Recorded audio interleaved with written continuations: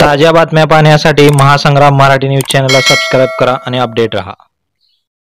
तुमच्या इथं पिकं पण बऱ्यापैकी आहेत। कृषी खातं आता दत्तामामा भरण्यांच्याकडे दिलेले आहेत, तेही स्वतः उत्तम शेतकरी आहेत। त्यांची शेती पण अतिशय चांगली आहे। ऊसाची शेती असेल, डाळिंबाची असेल, केळीची असेल किंवा आमच्या द्राक्षाची असेल, अशा पद्धतीनं वेगवेगळ्या प्रकारे शेती करणारा हा शेतकरी, त्यांचं संपूर्ण परिवार, संपूर्ण कुटुंब हे शेतीमध्ये काम करत असतं। मी त्यांना फार पहिल्यापासून त्यांच्या चुलते आणि त्यांच्या वडिलांच्या पासून मी त्यांना ओळखतो। वेगवेगळी पदं अनेक त्यांना भूषवलेली आहेत। आमच्या पुणे जिल्हा बँकेचे चेअरमन होते, आमच्या छत्रपती कारखान्याचे चेअरमन होते, आता बरे तिसऱ्यांदा आमदार झालेले आहेत। तुम्हाला आश्चर्य वाटेल, तो शेतकरी आहे, त्याचा ऊस स्वतःचा म्हणजे एकट्याचा नाही, नाहीतर पुन्हा त्याच्या मागे काहीतरी उठायचं।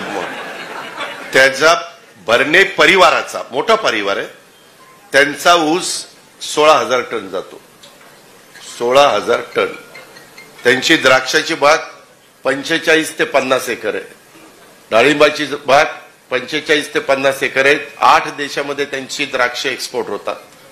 केळी पण अतिशय उत्तम आहे। तुम्ही कधी जर आला त्या भागात तर तुम्ही बघा, अतिशय उत्तम शेती करतात ही सगळी लोक। सांगायचं तात्पर्य, मोठा शेतकरी आहे, परंतु कष्टातनं पुढे आलेला आहे। त्याच्या आजोबांच्या, त्याच्या वडिलांच्या काळामध्ये अतिशय, तेव्हा तर जमिनीच्या किमती काय होत्या तुम्हाला माहिती आहे। आता जमिनीच्या किमती मोठ्या प्रमाणावर वाढल्या, पण त्या काळामध्ये जमिनीला इतकी किंमत नव्हती।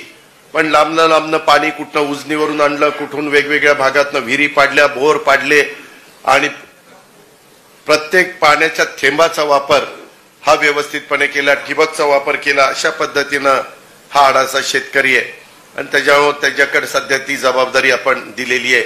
आपण जर हा व्हिडिओ YouTubeवर पाहत असाल तर आमच्या चॅनलला सबस्क्राइब करा आणि फेसबुकवर पाहत असाल तर चॅनलच्या पेजला फॉलो करायला विसरू नका।